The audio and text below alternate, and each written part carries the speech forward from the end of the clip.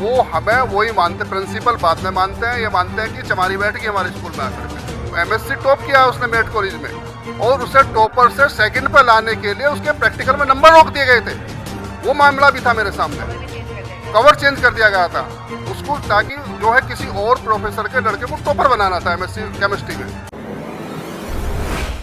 आज गाजियाबाद के Shambhudayal degree college में हूँ, जहाँ पर शैक्षिक संगोष्ठी एवं सम्मान समारोह रखा गया है। अनुसूचित जाति जनजाति शिक्षक वेलफेयर एसोसिएशन के माध्यम से इस कार्यक्रम को किया जा रहा है। मेरे साथ कुछ शिक्षक यहाँ मौजूद हैं, आइए जानते हैं इस कार्यक्रम से किस तरह का संदेश देने में वो कामयाब हो पाए। मैडम अपना परिचय दीजिए। मैं सुषमा सुमन, राजकीय हाई स्कूल नूरपुर मुरादनगर में प्रिंसिपल हूँ और यहाँ मैं शैक्षिक संगोष्ठी में आई हुई हूँ। मैं यहाँ यही कहना चाहूँगी कि जब हम लोग सभी शिक्षक यहाँ बैठे हुए हैं, मैं ग्राउंड लेवल की बात करती हूँ कि हमें जितने भी शिक्षक हैं हमें ग्राउंड लेवल पे काम करना चाहिए, जो कि क्योंकि मैं एक गांव में काम करती हूँ, गांव में प्रिंसिपल हूँ, तो मैं ये देखती हूँ कि जो बच्चे हैं उनको जो है हमें नीचे से उठाना चाहिए। अधिकांशतः देखा ये जाता है कि जो ये सरकारी स्कूल्स हैं इनमें जो है बच्चों की वो एजुकेशन नहीं दी जाती जो कि बच्चों को मिलनी चाहिए वास्तव में। तो मैं यही चाहूँगी कि हमारे जो बच्चे हैं और जो टीचर्स हैं उनमें एक समन्वय होना चाहिए बहुत अच्छे तरीके से, और हमारे बच्चे बहुत अच्छे से पढ़ें, जो टीचर्स हैं उनको अच्छे से वो पढ़ाएं। यही कहना चाहिए। मैडम परिचय देख के साथ बताइए, आज के इस कार्यक्रम से क्या मैसेज देने में आप कामयाब हो पाए। डॉक्टर मिथिलेश गौतम, प्रधानाचार्य लाला लाजपत राय कन्या टागोरी दमकोर गौतम बुद्ध नगर। मैं आज यही कहना चाहूँगी कि हम जो टीचर हैं, प्रधानाचार्य हैं, वो देश का भविष्य बनाते हैं, और वो देश का भविष्य किसी धर्म समाज किसी से कोई वास्ता नहीं रखता। हमारे लिए हर बच्चा, चाहे वो किसी भी जाति का किसी भी धर्म का, सब हमारे लिए सम्मान है। तो हम उन सभी बच्चों को अच्छे से मजबूत करें, उनका भविष्य संवारें, जिससे हमारे देश का भविष्य संवर सके। कोई हमारे लिए जाति धर्म कोई मायने नहीं रखता। मैं यही संदेश देना चाहूँगी, हर बच्चा प्रोग्रेस करे, और सभी शिक्षक जो सरकारी स्कूल है वहाँ अधिकतर वीकर सेक्शन का बच्चा आता है, तो वो बच्चे आते हैं जिन्हें वो सुविधाएं नहीं दे पाते, कन्वेंट में नहीं पढ़ा पाते। लेकिन हम यही प्रयास करते हैं, जो भी बच्चा हमारे स्कूल में आता है, चाहे वो किसी भी धर्म समाज का है, उसे अच्छे से अच्छा उसका डेवलपमेंट करना, उसका विकास करना, उसे देश के लिए एक अच्छा नागरिक बनाना। यदि हम अच्छे नागरिक बनाने में सफल होंगे तो हमारा देश स्वतः ही विकास की ओर अग्रसर होगा। ऐसा आपका मानना है कि हम अच्छा नागरिक बनाएं, अच्छी शिक्षा दें छात्रों को, लेकिन वहीं क्योंकि अनुसूचित जाति शिक्षक वेलफेयर एसोसिएशन का प्रोग्राम है, जब जाति के नाम पर वेलफेयर बनाए तो इसका मतलब कुछ ना कुछ शिक्षकों के साथ में, छात्रों के साथ में जातिवाद डिस्क्रिमिनेशन होता होगा, तभी बनाना संगठन, वरना फिर ये सर समाज का संगठन होता। अब मुझे बताइए, जैसा कि मुरादनगर वाला मामला आया था, हमने उस वीडियो को वायरल किया था हमारे ही चैनल से। सबसे पहले मुरादनगर वाले मामले से पूरे शिक्षकों के अंदर ये पता चला कि एक मैडम के साथ डिस्क्रिमिनेशन हुआ है, उसके बारे में क्या कहेंगे? उसके बारे में ये कहना चाहूँगी, क्योंकि उनके साथ वास्तव में कुछ अन्याय हुआ होगा, जो भी गलत हुआ उतनी बहुत ज़्यादा मुझे जाति सूचक शब्दों से उनको गालियाँ दी गई हैं, उनको धक्का दिया गया है, और कॉलेज से निकालने तक की बात चल रही है। अगर कॉलेज से निकालने की बात करिए, यदि वो सही है तो दुनिया की कोई ताकत उन्हें निकाल नहीं सकती। यदि वो नियम या डिसिप्लिन से अपना कार्य करती हैं, अपनी जगह सही है, तो दुनिया की कोई संगठन, कोई समाज, वहाँ का मैनेजमेंट, हाई कोर्ट, DIS कोई नहीं निकाल सकता। वो सत्य है, वो सही है, तो उनकी विजय अवश्य होगी। ऐसा नहीं है कि वो हार जाएंगे। सर इस बात को तो आप मानते हैं, अपने परिचय अभी लूँगा मैं आपसे। जब संगठन बना है SC ST OBC माइनॉरिटी सभी लोग संगठन बना रहे हैं, तो कहीं ना कहीं कुछ डिस्क्रिमिनेशन तो चल रहा होगा। बिल्कुल बिल्कुल बिल्कुल संकेत मिलते हैं? बिल्कुल मिलते हैं। मैं पहले परिचय दे सकता हूँ। मेरा नाम डॉक्टर राजेश गौतम, और मैं पैरामेडिकल काउंसिल ऑफ इंडिया मैं कोऑर्डिनेटर हूँ, और एजुकेशन में जो है मैं पिछले 30 साल से काम कर रहा हूँ, और सन 90 से ये टीचर्स की या स्टूडेंट की समस्याओं के लिए लगातार संघर्ष है स्टूडेंट लाइफ से।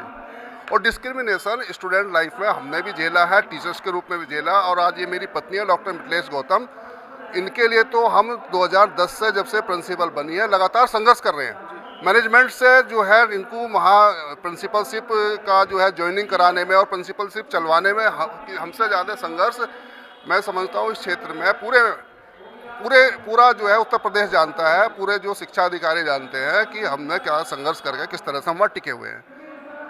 और डिस्क्रिमिनेशन पूरा है, आज की डेट में भी कहने के लिए हमें संविधान ने सारे अधिकार दे दिए हैं, राजनीतिक अधिकार दिए हैं, लेकिन सामाजिक रूप से वो हमें वही मानते, प्रिंसिपल बाद में मानते हैं। ये मानते हैं कि चमारी बैठ गई हमारे स्कूल में आकर के, ठीक है, या ये शब्द होते हैं। वो सारिका जो है वो मेरी छोटी बहन है, वो भी कंकर खेड़े की है, मैं भी कंकर खेड़े का हूँ।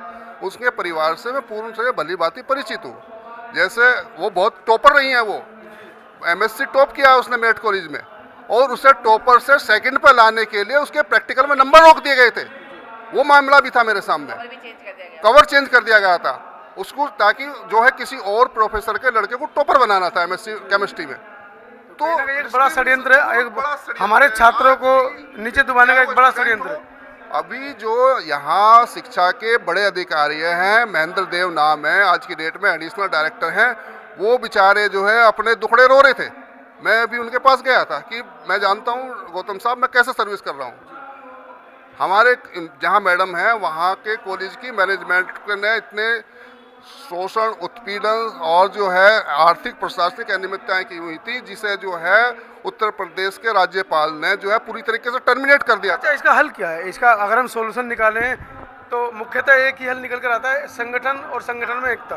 संगठन मैडम क्या कहेंगे? संगठन मेन संगठन है। यदि हम संगठित संगठन में हैं, एकता, हाँ संगठन में एकता, यदि हम एक हैं तो हर समस्या का समाधान खोज लेंगे। यदि हम बिखरे रहेंगे तो हमारी समस्या का समाधान नहीं होगा। और हमारा आत्मविश्वास सबसे ज़रूरी है। यदि हमारे अंदर आत्मविश्वास है तो हम हर समस्या का समाधान स्वतः ढूंढ लेंगे। सर आप बताइए, समस्या तो आई है, इधर आ जाइए, सामने आ जाइए। समस्याएं तो आ रही हैं, आपके सामने भी तीनों चारों हमारे जो पढ़ा लिखा वर्ग है उन्होंने समस्याएं बताई हैं, इनका समाधान क्या होना चाहिए? परिचय के साथ। मैं गाजियाबाद के MMH इंटर कॉलेज में लेक्चरर हूँ, ओमपाल सिंह। पिछले 2098 से वहाँ ज्वाइन है मेरी। हमने देखा है कि जब यहाँ हम आए ज्वाइन करने तो बहुत कम लोग थे अपने बिरादरी के इन इंटर कॉलेजों में, क्योंकि आयोग नहीं था उस समय। ये लोग अपने भाई भतीजेवाद के दौर पे चलता था मामला। लेकिन आयोग जैसे जैसे बना तो हमारे साथी लोग बहुत आए, महिला भी आई, जेंट्स भी आए। तो हमने सुना लोगों से, जो और लोग टीचर्स थे, कि अभी यहाँ गरीब बच्चे पढ़ते हैं, शेड्यूल कास्ट के बच्चे पढ़ते हैं, इनको सिर्फ इतना पढ़ा दो कि जो सब्जी बेच लें। तो ये चीज़ हमको बड़ी पिंच हुई।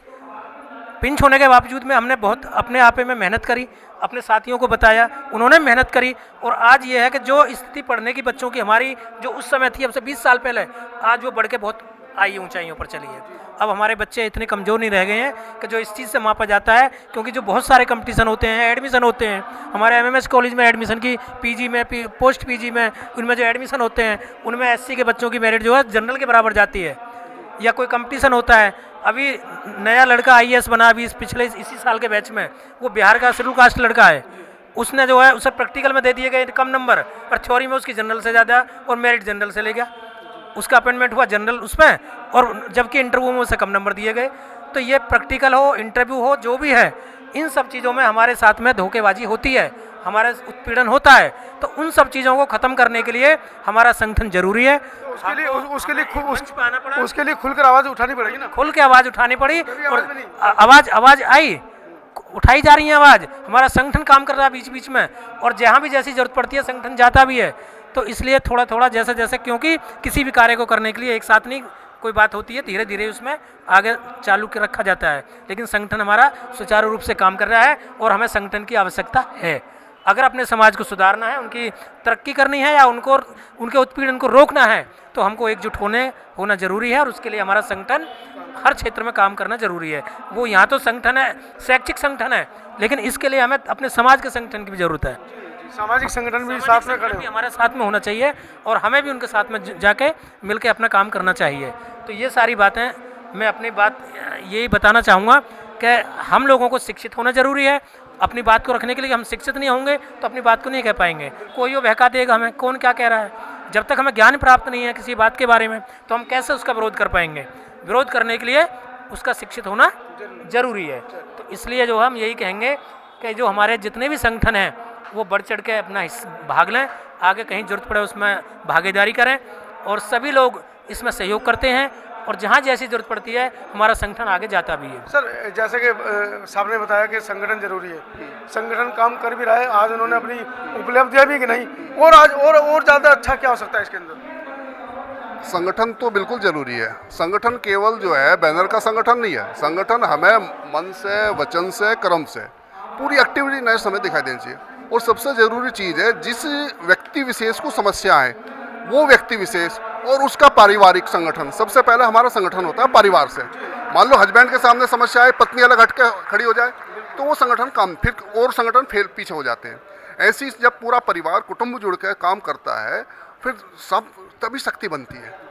उसी के आधार पर जो हमारे डिफरेंट संगठन है वो भी आपस में तालमेल बनाए, कोऑपरेशन कोऑर्डिनेशन बनाए, मीडिया का कोऑपरेशन कोऑर्डिनेशन हो, एजुकेशनिस्ट का कोऑपरेशन कोऑर्डिनेशन हो, जो हमारा एडवोकेट्स का है, डॉक्टर्स का है, सभी के साथ जो है हम एक तरीके से जो नेक्सस जो है हमारा, जो कहते हैं कि तालमेल और हमारा जो है जाल जब हम बन जाता है तो वो हमारा मजबूत हो जाता है और हम किसी भी समस्या को समाधान के लिए हम जो है उसका निराकरण कर सकते हैं। आज जो ये कार्यक्रम हुआ है, आप किस तरह का संदेश देने में कामयाब हो पाए हैं शिक्षकों को, छात्रों को? मैं तो यहाँ पहले भी आई हूँ, ये जो संगोष्ठियाँ पहले भी होती रही है। पहले अपना परिचय दीजिए। मैं मुन्नी देवी MMS बालिका इंटर कॉलेज गाजियाबाद से हूँ और मैं वहाँ पर 8 साल से प्रिंसिपलशिप में कार्य कर रही हूँ।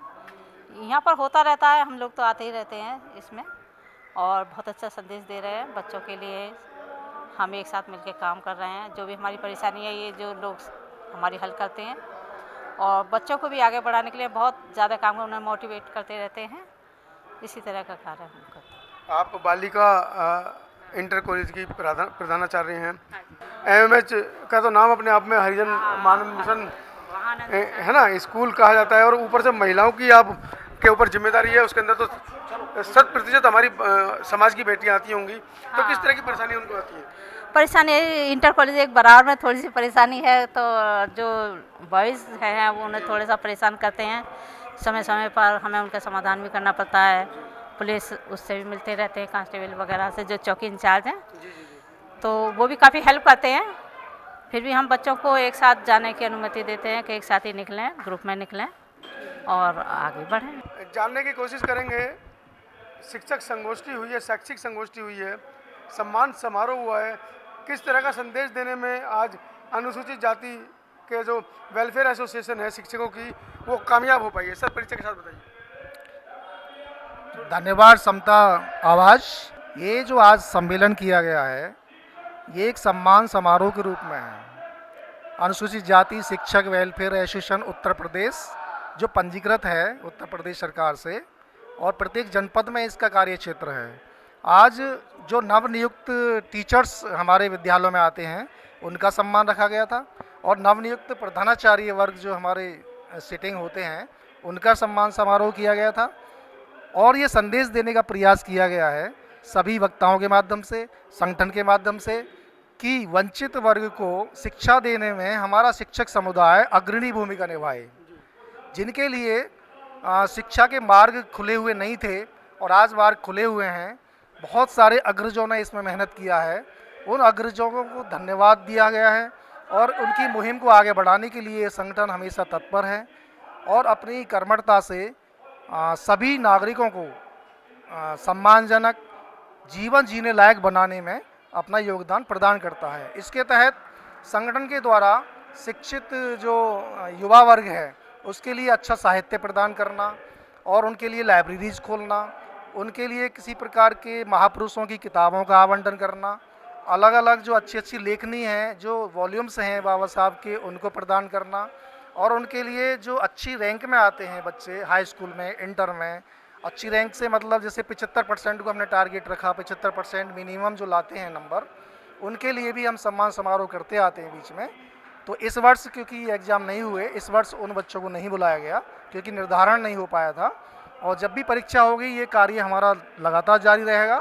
इसमें सभी बखूबी जानते हैं कि सबको शिक्षा, सबको न्याय, इस लाइन पर हमारा संगठन बहुत अच्छा काम ये कर रहा है और समय समय पर अन्य जनपदों में विस्तार करता रहा है। धन्यवाद। सर किस तरह की परिस्थितियां हमारे समाज के अनुसूचित जाति के शिक्षकों के लिए है, क्योंकि अनुसूचित जाति वेलफेयर एसोसिएशन बनाने की जरूरत पड़ी, किस तरह की आपको चुनौतियां स्वीकार करनी पड़ रही है? अनुसूचित जाति जो वेलफेयर बना है इसमें हम सब कार्य कर रहे हैं। ये सब बाबा साहब की देन है जो हम आज 3 लोगों के साथ कंधे से कंधा मिला के चल रहे हैं। पहले हमारा समाज शोषित था लेकिन अब शिक्षित है। बाबा साहब ने कहा कि शिक्षित बनो, संगठित रहो, संघर्ष करो। उसी में अभी हमारे अध्यक्ष महोदय ने कहा कि हम इसको आगे बढ़ा रहे हैं दूसरों की समस्याओं को अपनी समस्या समझ के संगठन में शक्ति है। संगठन में शैक्षिक विचार गोष्ठी आज और सम्मान समारोह प्रधानाचार्यों का शिक्षकों का करा गया है, जिसमें हमारे 4 जनपद जैसे कि गाजियाबाद स्वयं, पड़ोस का गौतम बुद्ध नगर, हापुड़, मेरठ, इस तरीके के जो शिक्षक साथी हमारे आए हैं और उसमें हमें बल मिलता है ताकि हम आगे इसी तरीके के कार्यक्रम करते रहें और जो प्रतिभागी छात्र हैं उनके लिए सम्मान समारोह करते रहें और शिक्षक हम सब समाज को आगे बढ़ने में सहयोग करें। यही हमारी आगे आने वाली नई पीढ़ी के लिए सोच है कि सभी लोग शिक्षित बने, संगठित बने और अपना संघर्ष करें।